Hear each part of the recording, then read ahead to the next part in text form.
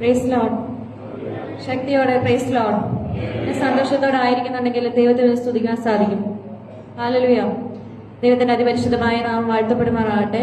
നിങ്ങളുടെ ഏവരുടെയും മുമ്പാകെ സാക്ഷിയായി നിൽപ്പാൻ അവിടെ ഇടയാക്കി നല്ല കൃപയ്ക്കായി നന്ദിയോടെ സ്തുതിക്കുന്ന സ്തോത്രം ചെയ്യുന്നു. നമുക്ക് പ്രാർത്ഥിക്കാം. കാരണവനന്തരമായ സ്വർഗ്ഗസ്ഥ പിതാവാൻ ദൈവമേ, നല്ലൊരു പാലക്കാരനാരുമായി നൽകി നല്ല കൃപയ്ക്കായി നന്ദിയോടെ സ്തുതിക്കുന്ന സ്തോത്രം ചെയ്യുന്ന കർത്താവേ, എത്ര വരെ സമയം കാണാതെ ഓട്ട് കണ്ട ഭാരപ്പെടുന്ന സമയത്തേക്ക് നിന്റെ മുമ്പാകെ ആയിരിക്കാൻ അവിടെ ഇടയാക്കി നല്ല കൃപയ്ക്കായി നന്ദി പറയുന്ന കർത്താവേ, ഒരു നിമിഷം നിന്റെ മുമ്പാകെ ആയിരിക്കുന്ന കർത്താവ് ദൈവമേ, വചനം കേൾക്കുവാൻ ആഗ്രഹിക്കുന്ന കർത്താവേ, ദൈവമേ പറയുന്ന അടിയനെ കേൾക്കുന്ന നിന്റെ മക്കളെ അവിടുന്ന് അനുഗ്രഹിക്കുമാറാണ് എന്ന് പ്രാർത്ഥിക്കുന്ന കർത്താവേ, ഓരോരുത്തരുടെയും ജീവിതത്തിൽ കർത്താവേ അതൊരു അനുഗ്രഹത്തിന് കാരണമായി തിരുവന്തക്കോട് അവിടുന്ന് ഇടയാക്കുമാറാണ് എന്ന് പ്രാർത്ഥിക്കുന്നു. സകല നന്മകളാൽ നിറഞ്ഞ സകലോജയും വിശേഷിക്കുന്ന നാമത്തിൽ തന്നെ. അല്പനേരത്തെ ചിന്തിക്കാൻ ഞാൻ തിരഞ്ഞെടുത്തിരിക്കുന്ന വേദഭാഗം മത്തായി 16:24. ആർക്കെങ്കിലും ഒരാൾക്ക് വായിക്കാം. മത്തായി 16:24. പിന്നെ യേശു ശിഷ്യന്മാരോട് പറഞ്ഞത്, ഒരുത്തൻ എന്റെ പിന്നാലെ വരുവാൻ ഇച്ഛിച്ചാൽ തന്നെത്താൻ ത്യജിച്ച് തന്റെ ക്രൂശെടുത്ത് എന്നെ അനുഗമിക്കട്ടെ. ഇപ്രകാരം പറയുന്നു. യേശു ശിഷ്യന്മാരോട് പറഞ്ഞത്, ഒരുത്തൻ എന്റെ പിന്നാലെ വരുവാൻ ഇച്ഛിച്ചാൽ തന്നെത്താൻ ത്യജിച്ച് തന്റെ ക്രൂശ് എടുത്ത് എന്നെ അനുഗമിക്കട്ടെ. തന്റെ ക്രൂശ് എടുത്ത് എന്നെ അനുഗമിക്കട്ടെ. ഞാൻ ഇന്ന് എടുത്തിരിക്കുന്നത് ഫോളോ ചെയ്യുക അല്ലെങ്കിൽ യേശുവിനെ അനുഗമിക്കുക എന്നുള്ളൊരു കാര്യമാണ്. നമ്മൾ ജീവിതത്തിൽ പലരെയും ഫോളോ ചെയ്യാനായിട്ട് ആഗ്രഹിക്കുന്നുണ്ട്. ഇന്നത്തെ കാലത്ത് കുഞ്ഞുങ്ങളാണെങ്കിൽ സെലിബ്രിറ്റീസിനെ ഒക്കെ ആണെങ്കിൽ എന്ത് ചെയ്യാൻ ഫോളോ ചെയ്യാനായിട്ട് ആഗ്രഹിക്കും, അല്ലെങ്കിൽ വലിയ വലിയ കലാകാരന്മാരെയൊക്കെ ഫോളോ ചെയ്യാനായിട്ട് സാധിക്കും. എന്നാൽ നാം ഓരോരുത്തരും ആരെ ഫോളോ ചെയ്യണമെന്നാണ് പറയുന്നത്? വലിയവനായ കർത്താവിനെ ഫോളോ ചെയ്യണമെന്നാണ് പറയുന്നത്. അല്ലെങ്കിൽ എന്താണ് ഈ ഫോളോ ചെയ്യുക എന്ന് പറഞ്ഞു കഴിഞ്ഞാൽ യേശുവിനെ പിന്തുടരുക എന്നാണ്. യേശുവിനെ പിന്തുടരുക എന്ന് ചോദിച്ചു കഴിഞ്ഞാല് നമ്മള് അവന്റെ വചനം കേൾക്കുന്നുണ്ട്. നമ്മൾ എല്ലാവരും ദൈവവചനം കേൾക്കുന്നവരും ദൈവത്തെ അനുസരിച്ച് ജീവിക്കുന്നവരും ആകുന്നുവെങ്കിൽ അവനെ ഫോളോ ചെയ്യാനായിട്ട് സാധിക്കണം. ദൈവത്തിന്റെ കൽപ്പനകളിൽ നമ്മൾ അനുസരിക്കാനായിട്ട് സാധിക്കണം. അതിലൊന്നാമതായതാണ് യേശുവിനെ പിന്തുടരുക എന്നത് അനുസരണമാണ്. Following Jesus is obedience. യേശുവിനെ പിന്തുടരുക എന്നത് അനുസരണയാണ്. അനുസരണയിലുള്ള ജീവിതമാകുന്നെങ്കിൽ അവനെ അനുഗമിക്കുവാനായിട്ട് സാധിക്കണം.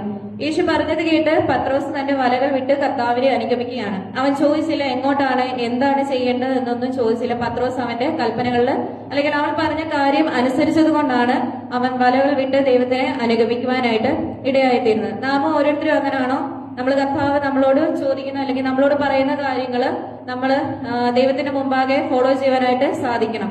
അങ്ങനെ സാധിക്കുന്നുണ്ടെങ്കിൽ ദൈവത്തിന്റെ നന്മകള്, കൃപകള്, ദൈവത്തിന്റെ അനുഗ്രഹങ്ങള് നമ്മുടെ കൂടെ തന്നെ ഉണ്ടാവും. ഒരിക്കലും വഴിതെറ്റി പോവാനോ അല്ലെങ്കിൽ നമ്മൾ വേറൊരു വഴിയിലോട്ട് സഞ്ചരിക്കുവാനോ ഇടയാകത്തില്ല. കുറെ കഷ്ടപ്പാടുകൾ വരും, കുറെ ഇടുങ്ങിയ വഴികൾ വരും. നമ്മൾ സഞ്ചരിക്കുന്ന വാഹനങ്ങളില് അല്ലെങ്കിൽ നമ്മൾ പോകുന്ന ഇടങ്ങളില് നമുക്ക് തെറ്റായി തോന്നുന്ന കാര്യങ്ങളിലൊക്കെയും ദൈവം ഉള്ളിൽ നിന്നൊരു ഒരു വിളി പറയും, നീ പോകുന്നത് ശരിയല്ല, അല്ലെങ്കിൽ നീ എന്റെ വഴിയിലൂടെയല്ല സഞ്ചരിക്കുന്നതെന്ന് ദൈവം നമ്മളോട് പറയാം. അതിന് സാധിക്കുന്നുണ്ടെങ്കിൽ, അതങ്ങനെ പറയുന്നുണ്ടെങ്കിൽ ദൈവത്തിനെ ഫോളോ ചെയ്താൽ അല്ലെങ്കിൽ ദൈവത്തെ അനുഗമിച്ചാൽ മാത്രമേ അതിന് സാധിക്കുകയുള്ളൂ. ദൈവം അതുപോലാണ് പത്രോസ് വലകൾ വിട്ട് ദൈവത്തെ അനുഗമിക്കുവാനായിട്ട് ഇടയായത്. നമ്മൾ എന്ത് പ്രാർത്ഥിച്ചാലും നമ്മൾ വചനത്തിലൂടെ നമ്മൾ കേൾക്കുന്നതാണ്, പലരുടെയും നമ്മൾ കേൾക്കുന്നതാണ്. നമ്മൾ എന്ത് പ്രാർത്ഥിച്ചാലും അങ്ങനെ തന്നെ, അല്ലെങ്കിൽ ആമേൻ, അങ്ങനെ തന്നെ ആയിരിക്കണം എന്ന് നമ്മൾ എപ്പോഴും പ്രാർത്ഥിക്കണം. കർത്താവ് നമ്മുടെ ജീവിതത്തിൽ പറയുന്നുണ്ട്, നീ എന്ത് പ്രാർത്ഥിച്ചാലും വിശ്വാസത്തോടെയും അനുഗ്രഹത്തോടെയും കൂടെ നമ്മൾ പ്രാർത്ഥിക്കുവാനായിട്ട് ഇടയായിത്തീരണം. രണ്ടാമത്തെ കാര്യമാണ് യേശുവിനെ പിന്തുടരുക എന്നത് സ്നേഹം പ്രകടിപ്പിക്കലാണ്. Following Jesus is showing love. Following Jesus is showing love. അതിൽ യോഹന്നാൻ 14:15 ഇപ്രകാരം പറയുന്നു, നിങ്ങൾ എന്നെ സ്നേഹിക്കുന്നുണ്ടെങ്കിൽ എന്റെ കൽപ്പനകളെ കാത്തുകൊള്ളും. ദൈവത്തെ സ്നേഹിക്കുന്നവർക്ക് മാത്രമേ ദൈവത്തിന്റെ കൽപ്പനകളിൽ കാത്തുകൊള്ളുവാനായിട്ട് സാധിക്കുകയുള്ളൂ. യേശുവിനെ പിന്തുടരുവാൻ എല്ലാവർക്കും ഒന്നും സാധിക്കില്ല. കാരണം തെറ്റ് ചെയ്യുന്നവർക്കും പാപം ചെയ്യുന്നവർക്കും ദോഷം ചെയ്യുന്നവരെയൊക്കെ ദൈവം കണ്ടുപിടിക്കും. പക്ഷെ അവരൊക്കെയും നീ എന്റെ അടുക്കൽ വാ എന്ന് പറഞ്ഞാൽ പോലും ചിലരെന്ത് ചെയ്യും? വഴി തെറ്റി വേറെ രീതിയിലേക്ക് സഞ്ചരിക്കാനിടയാകും. എന്നാൽ യേശുവിനെ ഫോളോ ചെയ്യുവാൻ നിങ്ങൾ മനസ്സുകൊണ്ട് ഒരുങ്ങുന്നുണ്ടെങ്കിൽ അതില് ദൈവകൃപയോടെ പ്രാർത്ഥിച്ച് ദൈവത്തിന്റെ മുമ്പാകെ എപ്പോഴും നീതിയിലും നേരോടെ ദൈവത്തിന് മുമ്പാകെ ഫോളോ ചെയ്യുവാനായിട്ട് സാധിക്കണം. ദൈവം എല്ലാവരെയും സ്നേഹിക്കുന്നുണ്ട്, കരുതുന്നുണ്ട്. കാരണം സ്നേഹത്തോടെ നമ്മൾ മറ്റുള്ളവരെ സ്നേഹിക്കുകയും ദൈവം നമ്മളെ സ്നേഹിക്കുന്നത് പോലെ നമ്മൾ മറ്റുള്ളവരെയും നിന്ദിതരെയും കഷ്ടതയിൽ ഇരിക്കുന്നവരെയും നമ്മൾ സ്നേഹിക്കുവാനായിട്ടും അവരെ സഹായിക്കുവാനായിട്ടും സാധിക്കണം. ഹൃദയത്തിൽ ദൈവസ്നേഹം ഉണ്ടായിരുന്നാൽ മാത്രമേ എന്ന് ദൈവത്തിന്റെ അനുസരണയിലും സ്നേഹത്തോടെയും നമുക്ക് നടക്കുവാനായിട്ട് സാധിക്കുകയുള്ളൂ. വഴികളൊക്കെ നമുക്ക് തടസ്സകരമായിരിക്കും. എപ്പോഴും ദൈവത്തിന്റെ ഇഷ്ടം വഴികളൊക്കെ തടസ്സകരമായി തീർന്നുവെങ്കിലും ദൈവത്തിന്റെ ഇഷ്ടം ചെയ്യുവാനായിട്ട് നമ്മൾ മനസ്സുകളെ ഒരുക്കുന്നത് ആവശ്യമാണ്. എല്ലാം എന്റെ മെടുക്കുകൊണ്ടാണ് അല്ലെങ്കിൽ ഞാൻ നേടിയെടുത്തതാണ് എന്ന് ഒരിക്കലും പറയാൻ ഇടയാകരുത്. എപ്പോഴും ദൈവം എന്നെ നടത്തിയത് കൊണ്ട് മാത്രമാണ് ഞാൻ ഇപ്പോഴും ദൈവസന്നിധിയിലായിരിക്കുന്നത് എന്ന് പറയുവാനായിട്ട് നമുക്ക് ഓരോരുത്തർക്കും സാധിക്കണം. എങ്ങനെ പ്രാർത്ഥിക്കണം എന്നാണ് പറയുന്നത്?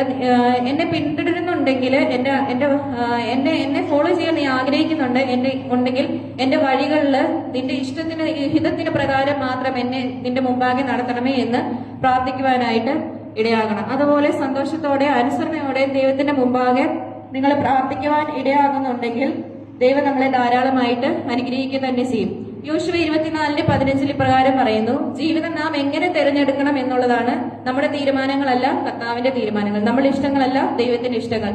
ദൈവത്തിന്റെ ഇഷ്ടങ്ങൾ നമ്മുടെ ജീവിതത്തിൽ നിറവേറുവാനായിട്ട് ഇടയായിത്തീരണം. കുറെ നാൾ നമ്മൾ വളരുന്ന സമയമാകുമ്പോഴത്തേനും നമ്മുടെ മാതാപിതാക്കൾ നമ്മളോട് പറയും ഇന്ന കാര്യങ്ങൾ നമ്മൾ തീരുമാനിക്കണം, ഇന്നതാണ് നമ്മൾ ചെയ്യേണ്ടത് നമ്മുടെ ജീവിതത്തിൽ. കുറച്ച് നാൾ കഴിയുമ്പോഴത്തേനും നമ്മുടെ ചോയ്സസ് എന്തായിരിക്കും? നമ്മുടേതായിരിക്കും. നമ്മളാണ് തീരുമാനിക്കുന്നത് നമ്മുടെ ജീവിതത്തിൽ എന്താണ് മുമ്പോട്ടിനി നമ്മൾ തിരഞ്ഞെടുക്കേണ്ടതെന്ന്. അങ്ങനെ തിരഞ്ഞെടുക്കുമ്പോൾ നമ്മൾ പേരൻസിനോട് ചോദിക്കുന്നതിന് മുമ്പ് തന്നെ നമ്മൾ ദൈവത്തോട് ചോദിക്കണം, ദൈവമേ ഞാൻ എടുക്കുന്ന തീരുമാനം ദൈവഹിതത്തിന് ഉത്തമണ്ണമാണോ എന്ന്. ഞാൻ എന്റെ ജീവിതത്തില് ഞാൻ ഏറ്റവും കൂടുതൽ ചെയ്യുന്ന ഒരു കാര്യമാണ് ഞാൻ ദൈവത്തോട് ചോദിക്കും, ദൈവമേ ഞാൻ എടുക്കുന്ന ഒരു തീരുമാനം അതൊരു കൂട്ടുകാരെ പോലും ഞാൻ അത് സെലക്ട് ചെയ്യുമ്പോൾ ഞാൻ ചിന്തിക്കുന്ന ഒരു കാര്യമാണ്. എന്റെ ജീവിതത്തിൽ എടുക്കുന്ന ഒരാൾ അല്ലെങ്കിൽ എന്റെ ജീവിതത്തിൽ മുൻപോട്ട് ഞാൻ എന്ത് ചെയ്യണമെന്ന് ആഗ്രഹിച്ചാലും ഞാൻ ദൈവത്തോട് ആദ്യം ചോദിച്ചിട്ട് ദൈവം പറയും, എന്റെ മനസ്സിൽ എന്നോട് പറയും. ചിലപ്പം ഉത്തരം കിട്ടിയില്ല എന്ന് വരും, കുറച്ച് നാളും പ്രയാസപ്പെടുമായിരിക്കും. എങ്കിലും ദൈവം തക്ക സമയത്ത് അതിനുള്ള മറുപടി നമ്മുടെ ജീവിതത്തിൽ അത് നമുക്ക് തന്നെ തരുവാനായിട്ട് ഇടയായിത്തീരും. ആവർത്തനം 30:19 ഇപ്രകാരം പറയുന്നു, ഞാൻ ജീവനും മരണവും അനുഗ്രഹവും ശാപവും നിന്റെ മുമ്പിൽ വെച്ചിരിക്കുന്നു, അതുകൊണ്ട് ജീവനെ തിരഞ്ഞെടുത്തുകൊള്ളുവീൻ. നമ്മുടെ മുമ്പിൽ എല്ലാ ദൈവം വെച്ചിട്ടുണ്ട്. അനുഗ്രഹം വേണോ ശാപം വേണോ, അല്ലെങ്കിൽ നിന്റെ മുമ്പിൽ എല്ലാ അനുഗ്രഹങ്ങളും ദൈവം തന്നിട്ടുണ്ടാവും. എന്നാലും നമ്മളാണ് ദൈവത്തോട് പ്രാർത്ഥിച്ച് എന്താണ് നമ്മുടെ ജീവിതത്തിൽ വേണ്ടത് എന്ന് നമ്മളാണ് തിരഞ്ഞെടുക്കേണ്ടത്. ജീവന്റെ മാർഗം എടുത്തു കഴിഞ്ഞാൽ ജീവന്റെ മാർഗം നമ്മൾ തിരഞ്ഞെടുക്കുമ്പോൾ ദൈവം നമ്മളെ മുൻപോട്ട് വഴി നടത്തും. ശത്രുക്കളെ നമ്മളെ തൊടുവാനോ നമ്മളെ തകർക്കുവാനോ ഒന്നും ഇടയാകാതെ വേണം നേരായ നടപ്പിലും അനുസരണയിലും ദൈവം നമ്മളെ വഴി നടത്തുക തന്നെ ചെയ്യും. നമ്മുടെ വിശുദ്ധിയുടെ നേരോട് നമ്മൾ നടക്കുകയാണെങ്കിൽ ചെറുതായിട്ടുള്ള തെറ്റുപോലും നമ്മുടെ ജീവിതത്തിൽ നിന്ന് മാറിപ്പോകും. ആദാമും ഹവ്വയും ചെറിയൊരു തെറ്റ് ചെയ്തതുകൊണ്ടാണ് ലോകത്തിൽ പാപം വന്നത്. ആ ഒരു ലോകത്തിൽ പാപം വന്നത്